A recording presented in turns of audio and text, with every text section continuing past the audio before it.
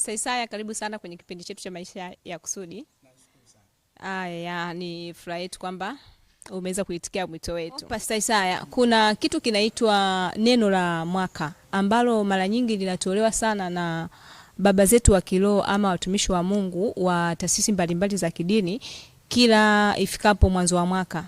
Unafikiri kuna uhusiano wowote wa utimilifu wa hili neno la mwaka na kuishi kwa mtu kusudi lake? Yaani mtu kuishi kusudi lake, kuna uhusiano wote na utimilifu wa neno la mwaka ambalo huwa tunatamkiwa, ama unafikiri kwamba neno lile huwa linatokea tu hata nje na mtu kuishi kusudi lake?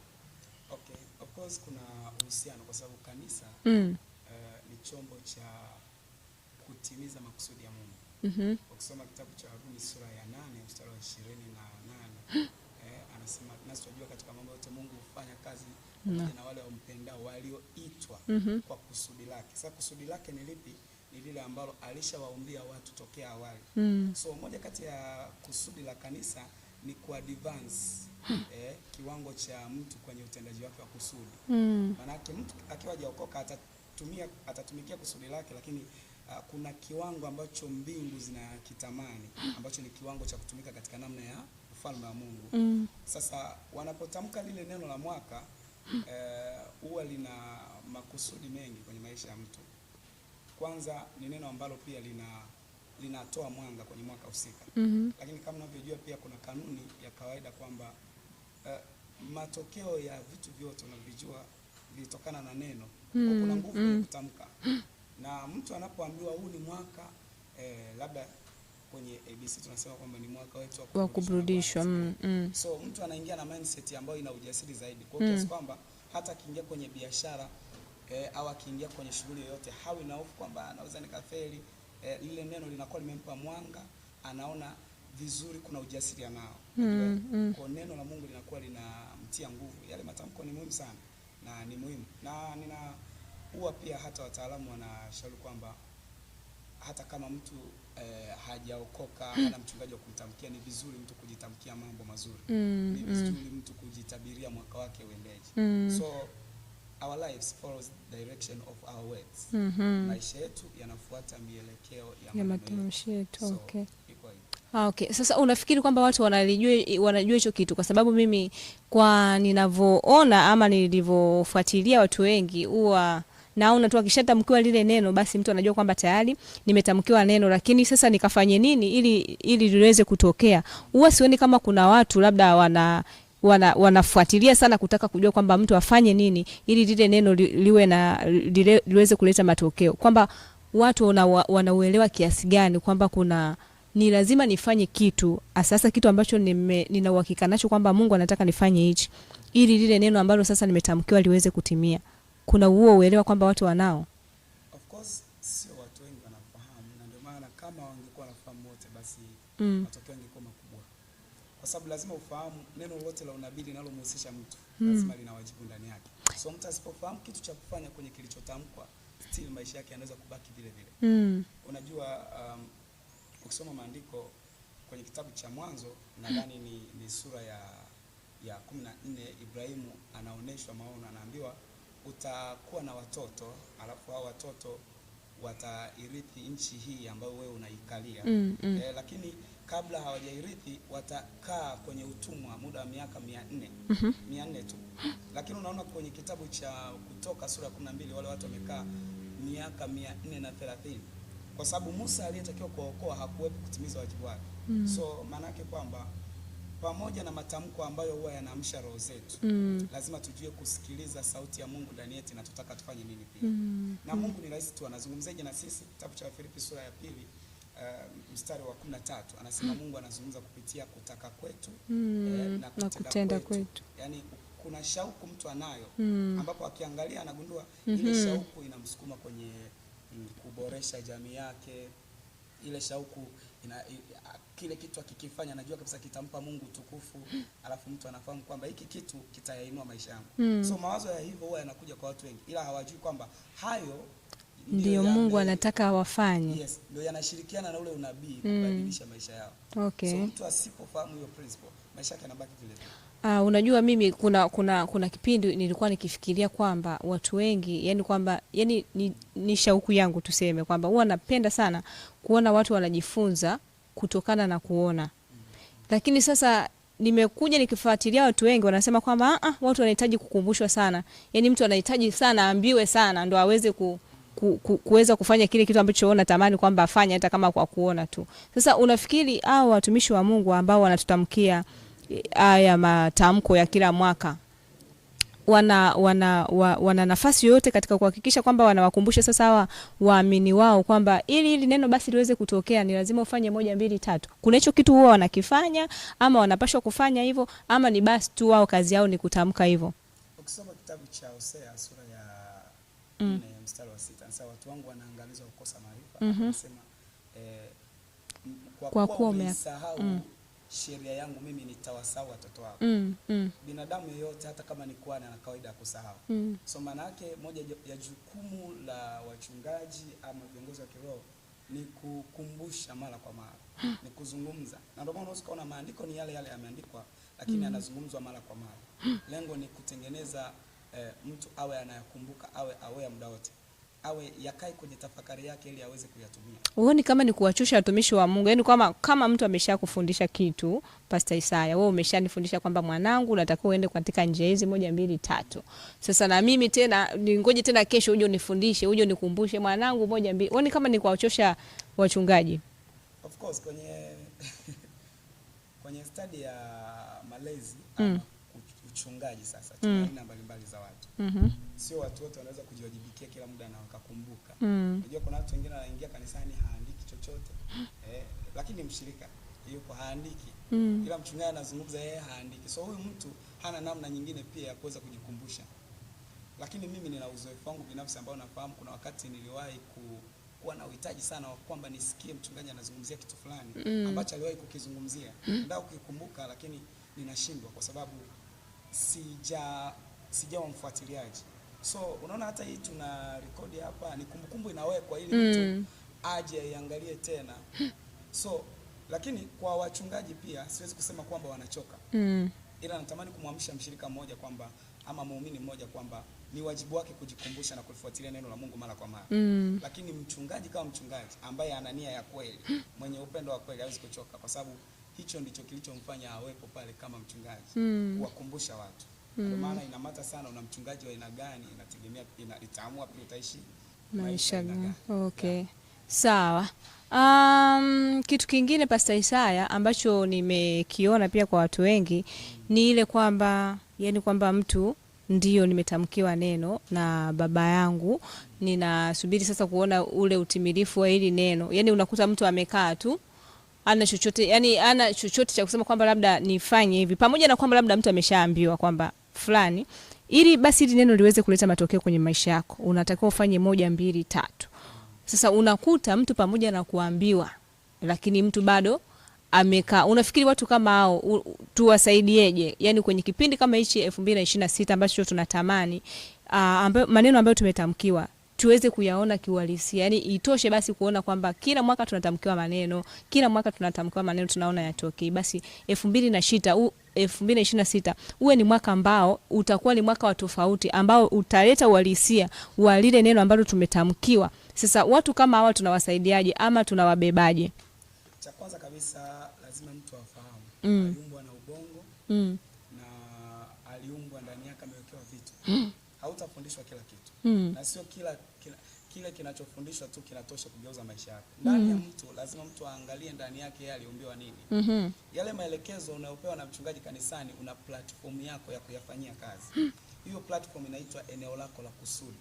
Kuna mtu mwingine ambaye tunaweza kufundisha kitu kile kile lakini yeye akagundua mawazo yake yanafungua kwenye biashara. Sasa asijaribu kuniiga na mimi nimwambie bwana mimi labda kwa vile ni mchungaji naona nianzishe tawi lingine.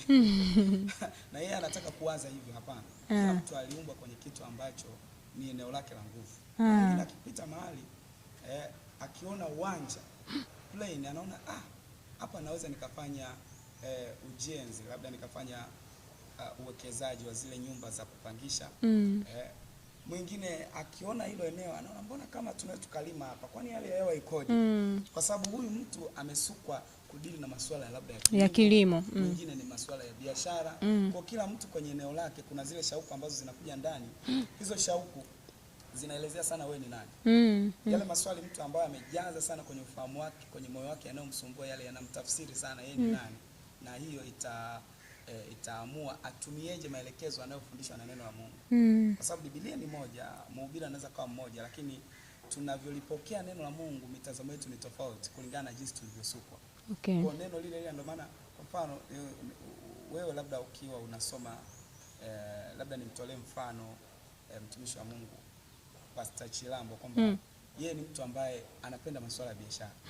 Mimi niliwahi kushangaa wakati fulani anaweza kunifundisha kupitia kitabu cha Mwanzo, anifundisha masuala ya biashara. Ananionyesha biashara kwenye Mwanzo sura ya kwanza mstari wa kwanza, eti hapo mwanzo Mungu aliumba mbingu na nchi, nayo nchi ilikuwa ukiwa na utupu. Hapo anafafanua na unapata biashara. Lakini sasa mimi nikiona pale, mimi naona tofauti kwa sababu nilisukwa tofauti. So watu warudi kwenye kujifahamu wao kabla hujafahamu chochote. Okay. Wajifahamu kwanza wao kabla hujafahamu chochote. Yes. Sawa, wewe ni mchungaji. Unafikiri uliwezaje kujua kwamba wewe ni mchungaji? Ulitumia njia gani mpaka kujua kwamba wewe ni mchungaji? Sawa. Of course, kifupi niseme kwamba mimi nilijua ni mchungaji. Zipo njia kadhaa. Njia ya kwanza, nina njia mbili hapa. Njia ya kwanza ni niliangalia sana ndani yangu. Kuangalia ndani yangu. Kuna muda mwingi ambapo nilikuwa nikikaa peke yangu, nikiwa najiwaza mimi bila unafiki, kiachana na njaa kwamba ninatafuta pesa na nini, kitu gani ninapenda haswa kifanyike. Of course mimi hata ningekuwa na pesa zote, siwezi kuacha kuchunga. Yaani ninawashwa. Kwa hiyo najikuta nina shauku hiyo.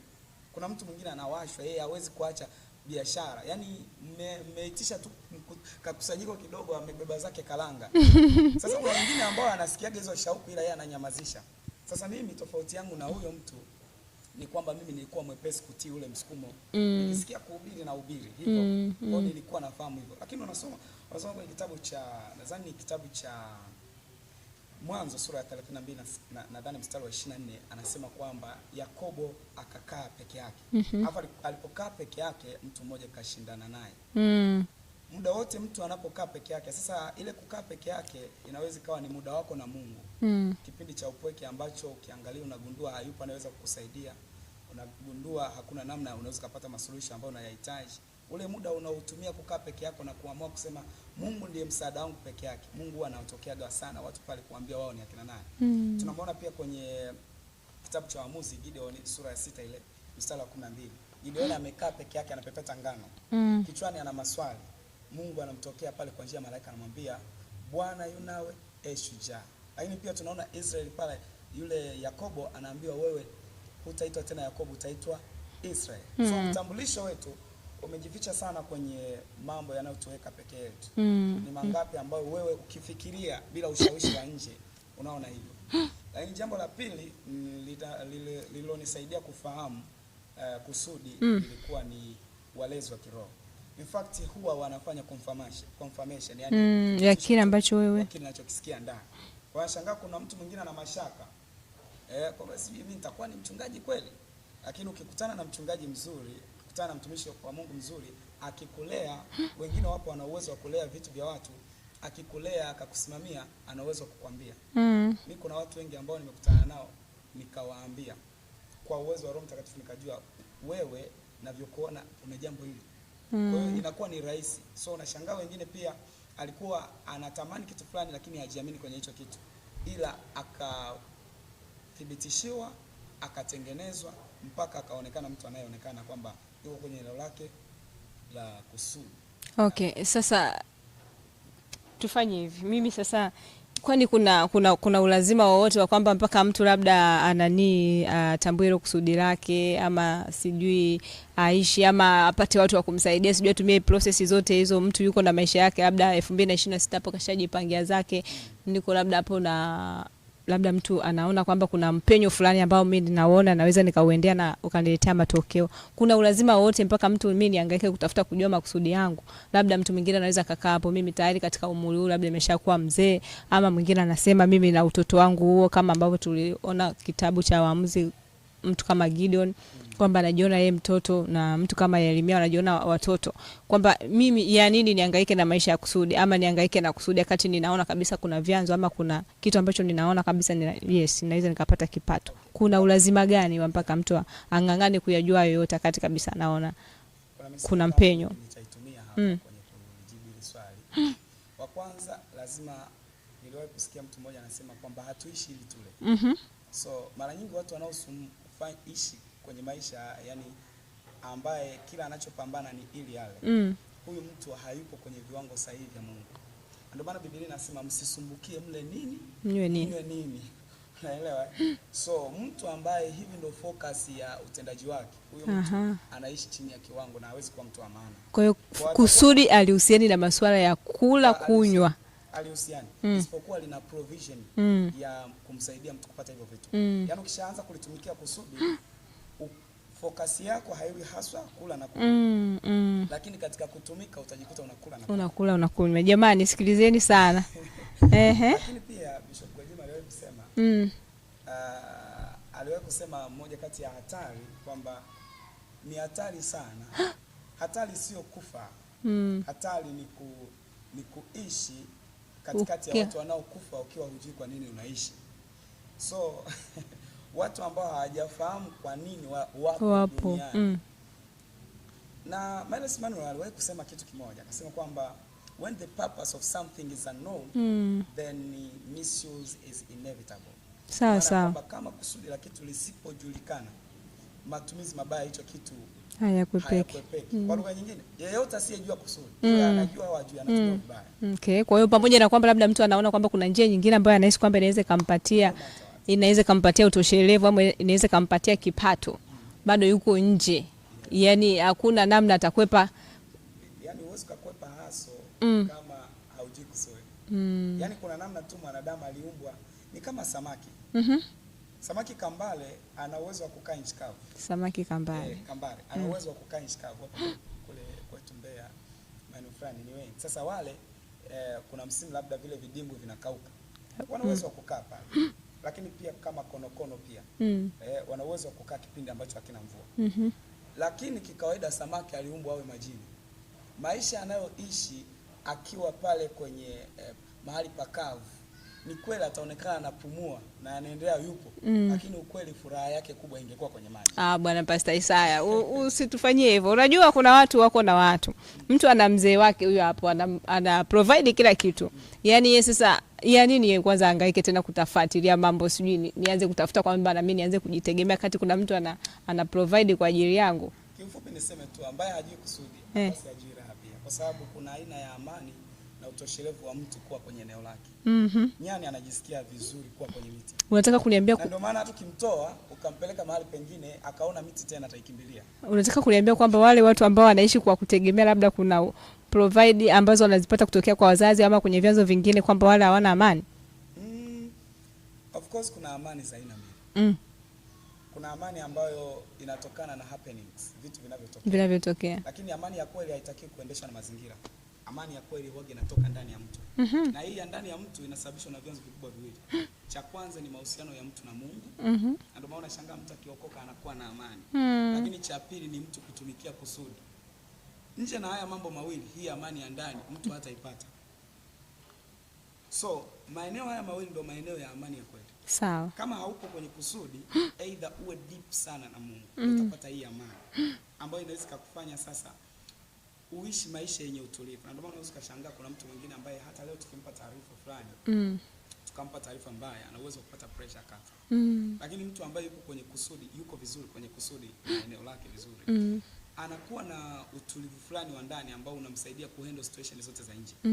Usipojua kusudi ni rahisi kukata tamaa. Usipojua kusudi ni rahisi kuchoka. Watu wanajinyonga kwa sababu hawafahamu kusudi, hawafahamu sababu kwa nini wapo. Ukijua sababu iliyokuweka, utaelewa kwa nini unatakiwa uendelee kuwepo.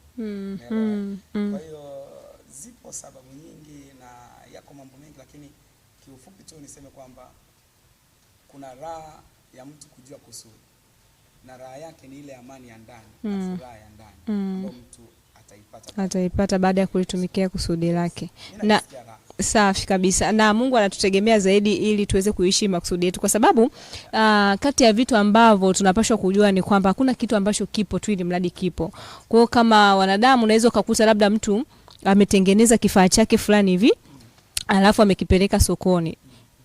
Yule mtu sio kwamba aliamka tu asubuhi akatengeneza kile kitu akakipeleka sokoni. Ni mpaka kwanza aliona kuna uhitaji wa kile kitu ambacho amekitengeneza ndipo akaweza akakipeleka sokoni. Sasa kama iko hivyo kwa wanadamu, basi kwa Mungu ni zaidi. Mungu hawezi kumuumba mtu tu ili mradi amlete duniani. Aliona kwanza kuna uhitaji ndipo akaweza kumuumba Isaya kuja kuwa mchungaji, ndipo akamuumba Mary kuja kuwa mwali. Sawa, ndipo akamuumba Mary, sawa hivyo akakuja kwa mwalimu. Lakini sasa tunachoweza kumwambia huyu anayetutazama ama anayetusikiliza ni kwamba kujua kusudi ama kutambua kusudi lako katika kipindi cha mwaka 2026 ni jambo muhimu na ni la muhimu sana, kwa sababu litakusaidia wewe kuweza kuishi yale maisha ambayo ni maisha makamilifu, maisha ambayo Mungu amekukusudia uyaishi. Neno la Mungu Isaya nimekumbuka kwenye kitabu nafikiri cha Luka sura ya 2 kama sikosei mstari wa 42 na 7.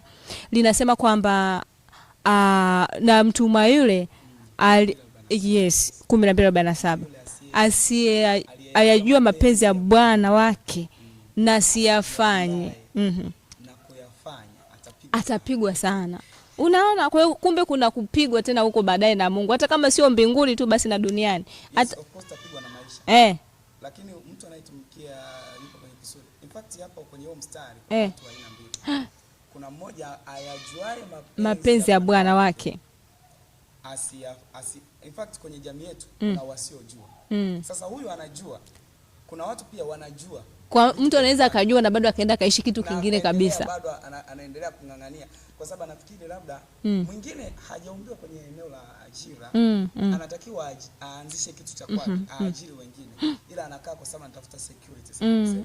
Biblia inasema mtu wa aina hii pia atapigwa sana. Anasema kwamba mtu akishajua nini kinachompasa, kinachofuata ni maandalizi. Sawa sawa. In fact so una complication. Ukishajua kitu fulani, tafuta wenzako labda kwenye hilo eneo waliokutangulia, ujifunze, ujiandae. Ukiandaliwa ni rahisi sana kuliendea hilo jambo ambalo labda ulikuwa unaliogopa kwa muda mrefu. So watu wengi kwa mfano wengine wameshindwa kuacha ajira ambazo Mungu aliwaambia waache ni kwa sababu ya ubutu, yani kukosa maarifa. Unajua kitabu cha Mithali sura ya 10:17 chuma ikiwa hakipati na wala mtu afanye bidii kukinoa basi hana budi kutumia. Kwa maana yake wanatumia nguvu zaidi kutoka na acheje hajasoma vitabu vya waandishi mbalimbali, watumishi wa Mungu mbalimbali ambao wamekuwa wakiandika, labda kuwasikiliza watumishi wa Mungu. Kwa mfano labda ukimsikiliza mtu kama baba yetu Askofu Kabigumila, Dickson Coronel Kabigumila, ukasoma vitabu vya watumishi wa Mungu kama kina Joel na Nauka, unagundua mle wameelekeza njia za namna ya kutoka hapo. Lakini pia sio hivyo tu, kuna wengine ambao tuliacha ajira. Mimi nilikuwa mwalimu kabisa lakini niliacha. Swala la niliwezaje ndio swala la anayehitaji akuulize. Kwa hiyo ni teknolojia ambayo watu wanatakiwa kufahamu. So lakini baada ya maandalizi mtu anatakiwa kutenda. In fact utaki kuruka hii process ya maandalizi. Kuna kamuda ambako utakuwa underground, utafahamika na mtu, utakuwa na matokeo, unahitaji tu uvumilivu. Hicho ni kipindi cha maandalizi. Na unapoandaliwa hauandaliwi tu kimaarifa, unaandaliwa pia moyo wako, utalazimika kupitishwa kwenye experience fulani ili Mungu ajipatie mtu fulani. Unaona kwa mfano Yusufu kusudi lake labda ni kuokoa mataifa na dunia kupitia hekima yake ya kuweka akiba kwenye taifa la Misri. Lakini unaona kwamba nadhani kwenye sura ya 41. Kwa hiyo unaona kwamba huyu mtu mpaka kufika pale alikuwa mpaka kwenye kilele cha kusudi lake. Kilele, nasema kilele. Utimilifu ule. Yes, kwenye utimilifu. Mpaka kufika kwenye kilele kuna mambo mengi ameyapitia. Nadhani kama sio kitabu cha Zaburi anasema kwamba ile ahadi ya Mungu ikawa inamjaribu. So kuna zile yale majaribio yatakuwa yanakuja. Kwa sababu kusudi lenyewe huwa linakuja na moja kati ya kitu linabeba ni vision, maono.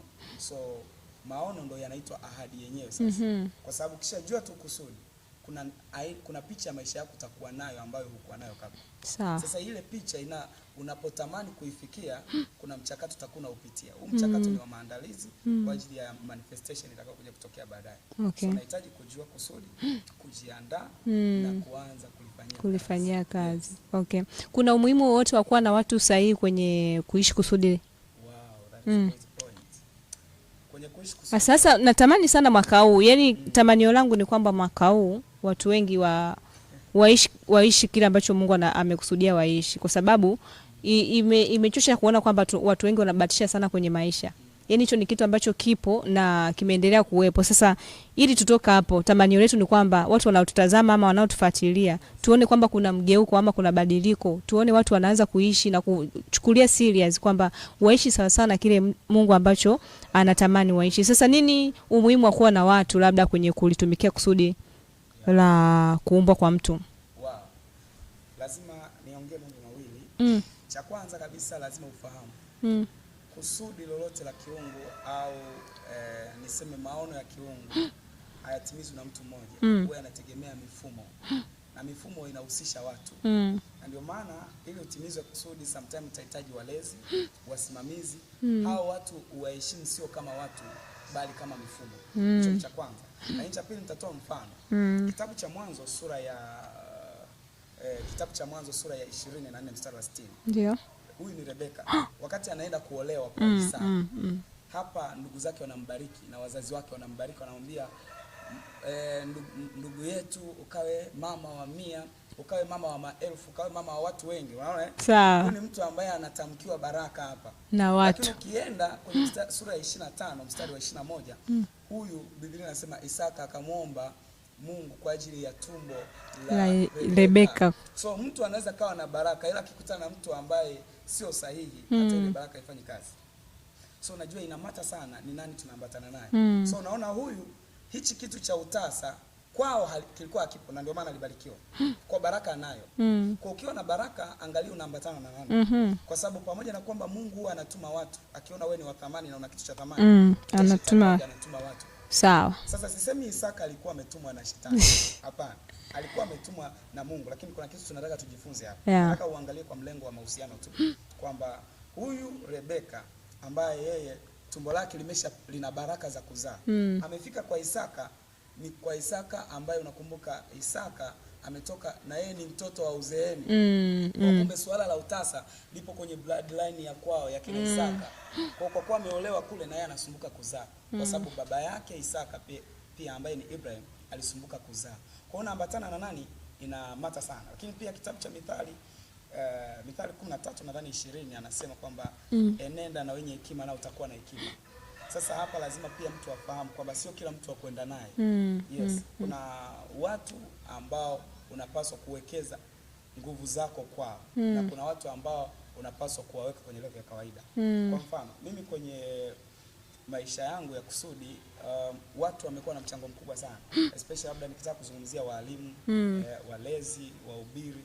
Kwa sababu mimi ni mhubiri, ni mchungaji, mimi huwa nasikiliza sana wachungaji. Ukiingia kwenye simu yangu utakuta movie hata moja. Kwa sababu mimi sina mpango wa kuwa mtengeneza movie. Sasa Pastor Isaya unataka kuniambia hivyo si ni vitu vya kuburudisha? Kwa nini mtu asiwe na ka movie kidogo akawa na labda na ka muziki ka bongo flavor kidogo? Kwa nini asiwe nako? Yaani hivyo ni vitu vya kuburudisha, yani tuseme. Vinaathiri vipi kwani vitu kama hivyo? Tuna muda mfupi, yani hatuna muda wote. Kwa hiyo utatumia dakika zako zingine kwenye comedy, inategemea na kiwango chako cha kujitambua kwenye hilo kusudi. Wanasema wana refresh. Kurefresh. Na mimi kurefresh niliwahi kujifunza mara wakaniambia kurefresh ni kufanya kitu rahisi zaidi ya kile ambacho kilikuwa kigumu. Kwa sababu matumizi ya muda yako kwenye sehemu tatu. Kuna kutumia, ukitumia hapa muda urudi na haukuzalishi faida ya kudumu. Ni kwa ajili ya leo. Mfano kula, kupika, lakini pia kuna kupoteza muda. Kupoteza muda ni kufanya chochote kisicho kujenga ambacho mwisho wa siku kitakuletea hasara. Lakini kuna kuwekeza muda. Sasa watu wa kusudi ni wawekezaji wa muda. Sawa. Na si struggle kutokuangalia comedy kwa sababu nina vingi vya kunifresh. Na ndio maana nimekuambia kuna hii amani ipo kwenye kusudi. Haipo pengine popote. Sawa Pastor Isaya. Kwenye comedy.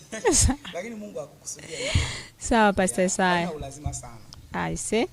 Mimi nikushukuru sana. Labda kwa kumalizia tuambie yani kitu ambacho mtu atatoka nacho kwa leo ambacho kitamsaidia sana kuanza mwaka wake vizuri. Yani hakikishe kwamba hatoki nje ya kile ambacho Mungu amemuumba kufanya. Hatoki nje ya kusudi lake. Yani anahakikisha anaishi kwa usahihi kusudi lake. Kipi ambacho unaweza kumwambia mtazamaji wetu? Nitamwambia mambo mawili. Na jambo la kwanza kwa kifupi kabisa.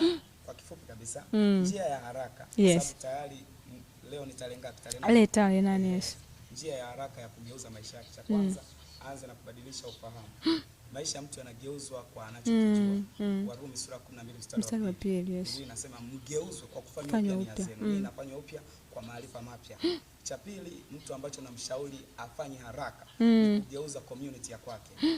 Jamii, yani watu waliomzunguka. Yani watu ambao ulikuwa unazungumza nao mara kwa mara kwenye simu, marafiki zako, geuza mtazamo wao, ndio utakuwa mtazamo wako, kwa sababu ukiwa na watu 5 wapumbavu, wewe ni mpumbavu wa 6. Na kusupport ile la kwanza ambayo nimesema kuhusiana na maarifa mtu atayapata kwenye kitabu, na anayeangalia hapa ni ushahidi kwamba maisha yake sio ya kawaida, ni mtu ambaye anabadilika. So ni hayo mawili tu, nashukuru sana. Aise, wewe unayetutazama hakikisha hii video haikupiti. Hakikisha unatazama na unapata kitu ambacho tumelenga ambacho Roho Mtakatifu anataka ukipate na uwezo ukakifanyia kazi. Pastor Isaya, mimi nikushukuru sana. Asante sana, utakapokuhitaji wakati mwingine usiache kuja. Hii ni maisha ya kusudi. Babangu Dickson aliwahi kusema ukiamua kama ni mzee unaweza kuwa kama Ibrahim, na kama ni kijana ukiamua unaweza kuwa kama Yusuf. Asante sana, mpaka wakati mwingine. Kusudi lako, thamani yako.